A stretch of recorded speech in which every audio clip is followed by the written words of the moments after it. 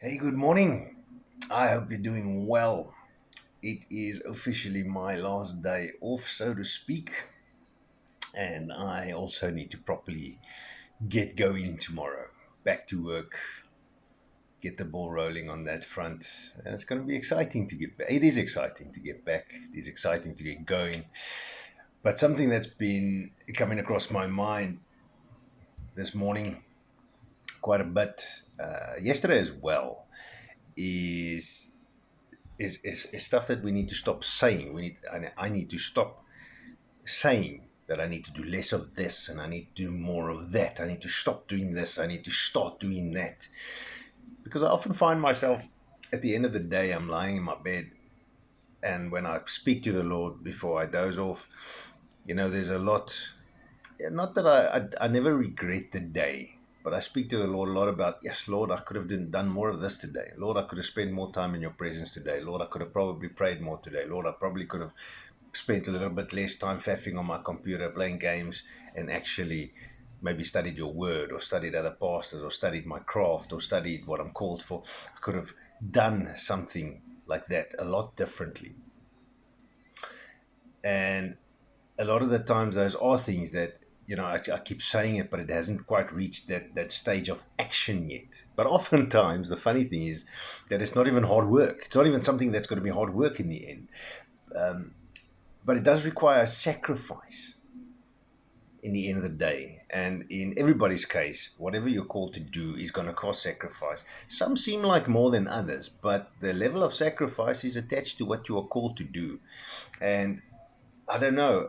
The more I think about it, the more I feel that the level of sacrifice, it's for you who are in the shoes of your calling. You who are in your own shoes, walking your own path that God is directing, that the Lord is directing. The sacrifice, I don't know. It's like doing stuff for somebody you're in love with. Nothing is effort. It's not a train smash to spend less time in front of your computer and spend more time doing stuff with that person, or spending less time in, I don't know, whatever it is you enjoy doing, spending time in the garden, or in my case, playing games. So, when you're in love, the effort is less. And that's the stage we need to read to as well. That's how deep into the relationship with God I also need to still get. I still got a lot of growth to go. I need to get in. Oh man, I need to fall in love with God on new levels.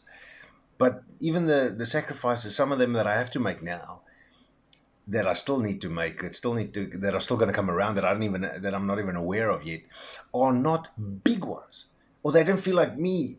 For me, they don't feel like big ones, but they could be in the end of the day.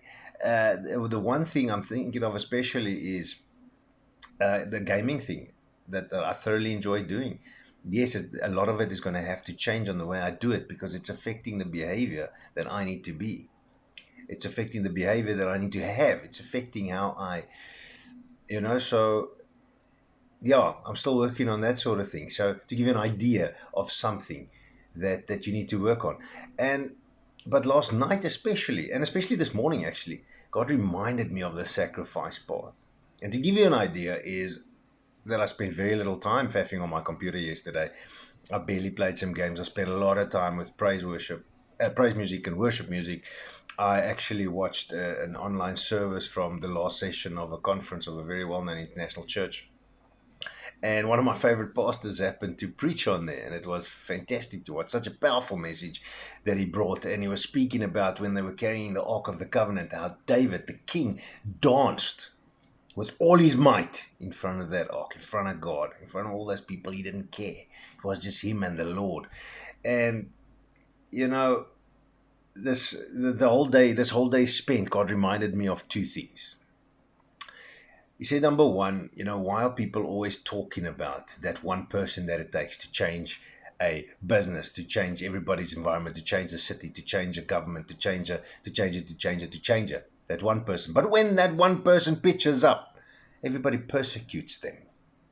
It's the craziest thing. The same thing. Well, that's what happened to Jesus. And Jesus said, what happened with me is going to happen to you. So in that regard, it makes sense. But it just reminded me of how stupid people are, that we pray for these things, but when we get answered physically in our, because seeing is believing, people, But when we get it, we don't believe it. It's silly. It's weird. I don't get it really in that regard.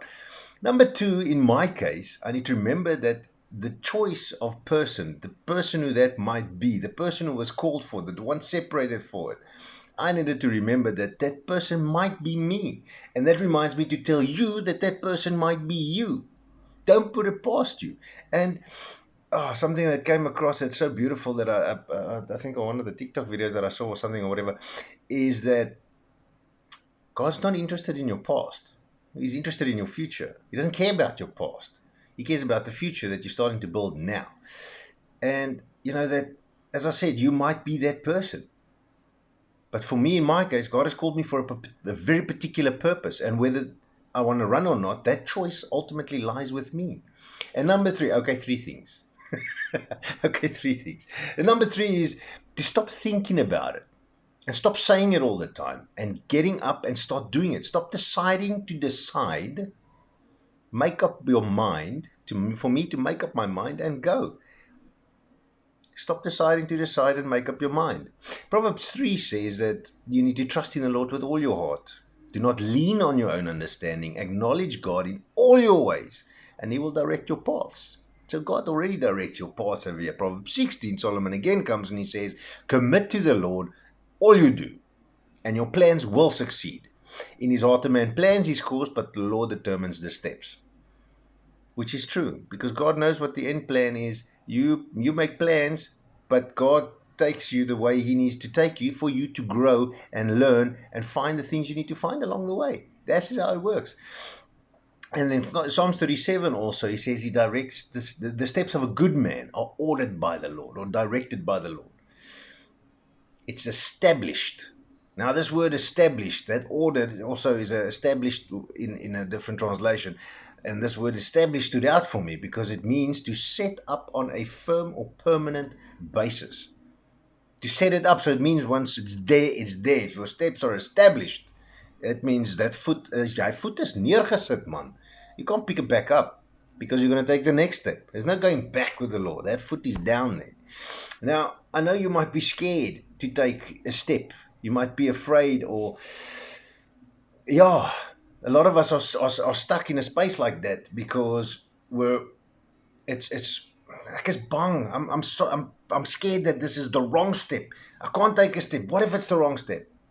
You'll never know if you don't take the step. That's the simple, straightforward answer. I can tell you, however, you can always take it back to the Lord. Put it back at the Lord's feet. Sometimes the Lord gives us stuff and we don't know what to do with it yet because we're still a little bit blind in that moment, I feel. So we take it back to God. We say, Lord, I don't understand what to do with this. Lord, I don't know what the next step is. Lord, please tell me the step, because the Bible says, ask and you will receive. The Bible also says that you will ask me and I will answer you. I will hear your prayers. God says that. So you can take it back to Him. But if you ultimately, even if you do make a step and it feels like the wrong step, it's not. Because you're going to learn something in that step. You're going to find something that you need to learn in that step. And if it's a good step, you'll feel better at the end of the day anyway. It gets so much better on the other side. It's so rewarding to follow God. And once again, I'm sitting here and I can't explain to you in words how it feels to be on the other side of that. That's something that if you don't take the step, you'll never know. But you need to trust enough to take the step. And it takes a level of vulnerability and all these things, but you need to sacrifice. It's that sacrifice, self-sacrifice. None of you and all of Him. You need to lay yourself down. You need to lay your life down, and that's what it is. Jesus says it Himself. In the Bible, God says you're going to have to lay your life down for me. And that's a choice ultimately. But if you never make that choice, nobody can force you to make that choice. It lies with you. But it's time for me to stop sitting on my backside. Because I need to grow for where I need to go. You need to grow for where you need to go. It's time for you to stop sitting on your backside. It's time to decide to make up your mind and get going. It's time for me to get up off of my bum and get going. It's time for you to get up off of your bum and get going.